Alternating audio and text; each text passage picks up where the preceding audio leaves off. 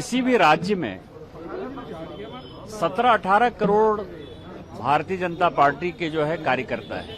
विश्व की सबसे बड़ी पार्टी, विश्व की सबसे बड़ी पार्टी के राष्ट्रीय अध्यक्ष जिस किसी भी राज्य में जाएंगे तो स्वाभाविक है कि कार्यकर्ताओं का उत्साहवर्धन होगा और उनको वो जरूर कोई न कोई ऐसा जानकारी देंगे जिसके आधार पर अपने दम पर।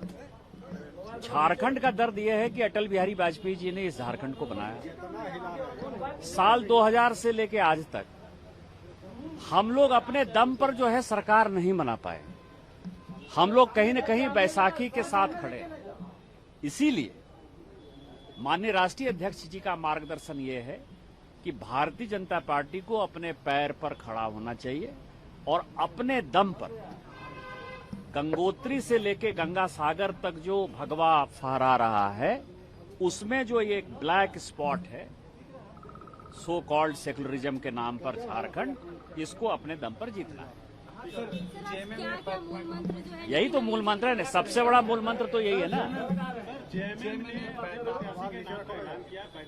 पहले दोनों के बीच कॉन्फ्लिक्ट था, जेएमएम कांग्रेस के बीच, लेकिन अब जेएमएम एक प्रत्याशी बैजनाथ का सभा के लिए और दूसरा प्रत्याशी नहीं दे रहा है। अभी चर्चाएं हो, सही समय पर बताएंगे, अनाउंस करेंगे। यदि झारखंड मुक्ति मोर्चा दूसरा प्रत्याशी नहीं देता है तो आप मान के चलिए कि झारखंड के मुख्यमंत्री हेमंत सोरेन से कमजोर, लाचार और गिदड़ भभकी देने वाला कोई मुख्यमंत्री नहीं। बिहार में सीट नहीं दी जाती है, कहते हैं हम आरजेडी के साथ जो है बदला ले लेंगे। आरजेडी के मंत्री कंटिन्यू कर रहे हैं, है ना, कुछ नहीं कर पाए। आसाम में सीट नहीं दिया गया, बोला हम कांग्रेस को नेस्तनाबूद कर देंगे। कुछ चुनाव के लड़के आए, एक भी चुनाव जीत नहीं पाए, लेकिन कांग्रेसी जो है अभी भी सरकार का पार्ट है। यहां उन्होंने खुद घोषणा किया कि हम जो है, कल भी मैंने देखा झारखंड मुक्ति मोर्चा के प्रवक्ता का कि हम अपना उम्मीदवार, दोनों उम्मीदवार खड़ा करेंगे। कांग्रेस ने कहा ऐसी की तैसी, तुम मेरे बैसाखी के साथ खड़े हो। यदि उन्होंने दूसरा उम्मीदवार नहीं दिया तो आप मानकर चलिए कि लाचार, बेबस, कमजोर और गिदड़ भभकी देने वाले मुख्यमंत्री का नाम हेमंत सोरेन है। निशिकांत जी, जेएमएम के लोग कहते हैं कि आप लोग बंगाल में एसआईआर के माध्यम से सत्ता में काबिज हैं, झारखंड में भी वही करना चाहते हैं आप लोग। एसआईआर से क्या हो गया? एसआईआर बांग्लादेशी मुसलमानों के नाम पर जो है आपको चुनाव जीतने दें हम। जिसको हमने एसआईआर से नाम काटा बंगाल में, जिसका हमने एसआईआर से नाम इलेक्शन कमीशन ने काटा बिहार में, एक आदमी खड़ा होकर कहा कि मैं भारत का नागरिक हूं और मेरा नाम काट दिया गया। आप बांग्लादेशी के सहारे, आप पाकिस्तानी के सहारे चुनाव जीतना चाहते हो। और वही हाल संथाल परगना का है, जहां से मुख्यमंत्री खुद है। 1951 की जनगणना के अनुसार, और ये सारे आदिवासी समाज को जानने का सवाल है, 45% आदिवासी का पॉपुलेशन था। 2011 की जनगणना के हिसाब से केवल 26% है। मुसलमानों की आबादी 9% था, आज वो लगभग 24-25% है। पूरे देश भर में मुसलमान की आबादी 4% बढ़ी। क्या ऐसा कारण है कि जहां विस्थापन है, पलायन है, कोई उद्योग धंधा नहीं है, वहां 16% आदिवासी कमे और वहां मुसलमानों की संख्या बढ़ी? इसका जवाब कौन देगा? वो सभी बांग्लादेशी घुसपैठी हैं जो हमारे जल, जंगल, जमीन को ले लिए हैं, जो बांग्लादेशियों का जो है आदिवासी जो है कन्वर्सन कर रहे हैं, हमारे आदिवासी महिला का, बच्चों का बलात्कार करते हैं और उनके साथ जबरदस्ती शादी कर रहे हैं। जगह जगह पर जमाई टोला हो गया है। हम बांग्लादेशी को यहां नहीं रहने देंगे, उनको भगाएंगे। चाहे वो सेंसस का मामला हो, चाहे वो एसआईआर का मामला हो, जो भी बांग्लादेशी होगा बाहर हो जाएगा। और यदि उससे वो चुनाव हारते हैं तो अच्छा ही है। पश्चिम बंगाल से जो माइग्रेट कर रहे हैं वहां से कोई माइग्रेशन नहीं होगा। आगमन हुआ, बैठक हुई आप लोगों के साथ, क्या विश्वास हुआ, क्या डिस्कशन हुआ? देखिए, राष्ट्रीय अध्यक्ष का दायित्व मिलने के बाद आदरणीय नितिन नवीन जी का पूरे देश भर के अलग अलग प्रांतों में उनका प्रवास हो रहा है। चुनाव के कारण झारखंड में थोड़ा विलंब से ये प्रवास हुआ है और एक बार झारखंड के सभी स्तर के कार्यकर्ताओं से मिलना जुलना, झारखंड के विषय को ठीक से समझना और उसके आधार पर मार्गदर्शन करना, इस प्रकार के 2 दिन के प्रवास कर कार्यक्रम है। पहली बैठक अभी अभी संपन्न हुई है। सांसद और विधायक का एक बार सारी बातचीत हुई है। सबके संसदीय क्षेत्र, विधानसभा क्षेत्र के संबंध में बहुत सारी जानकारी लेते हुए उन्होंने अपना मार्गदर्शन दिया है। तो एक संगठनकर्ता के रूप में, संगठन का नेतृत्वकर्ता के रूप में जो मार्गदर्शन उनका होना चाहिए प्राप्त हुआ है। बाकी आधिकारिक रूप से भी आप लोगों को पूरा बैठक का विवरण दिया जाएगा। पार्टी को जनता के बीच भी जाने की उन्होंने नसीहत दिया।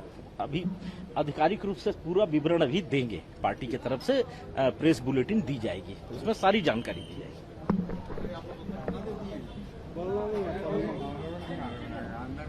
क्योंकि उनका आशीर्वचन मिला, हम सब उसी दिशा में काम करेंगे जो पार्टी का नीति और सिद्धांत है, जो विचारधारा है, उस विचारधारा को हम लोगों को आगे बढ़ाना है। सर, जेएमएम ने बैद्यनाथ राम को राज्यसभा का उम्मीदवार बनाया है, कैसे देख रहे हैं? नहीं, देखिए अब जेएमएम क्या कर रही है उसको वो जेएमएम बताएंगे, मगर हम पार्टी के कार्यकर्ता हैं, पार्टी के गाइडलाइन जो हमारे है उसको हम बताएंगे। हम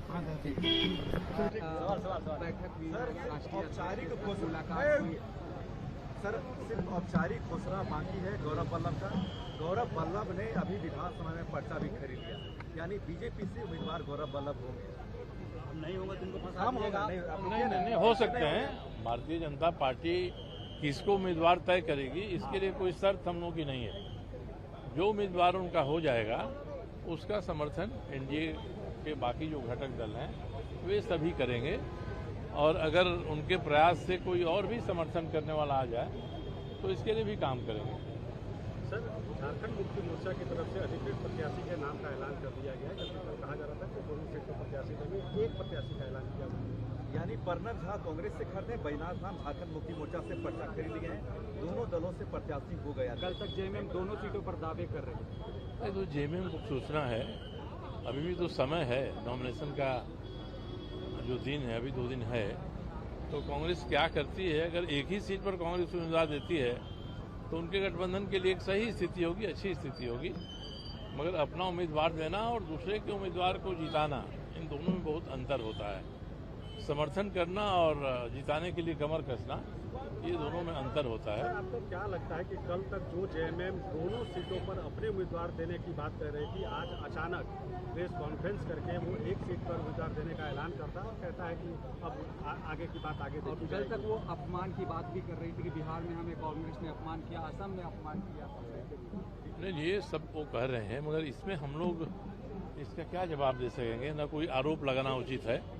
चुनाव का माहौल है, जो भी उम्मीदवार आएंगे आपस में कहाँ से वोट आएगा, फर्स्ट प्रेफरेंस का, सेकंड प्रेफरेंस का, ये सभी कैलकुलेशन करके लोग अपने समर्थन के बारे में तय करेंगे।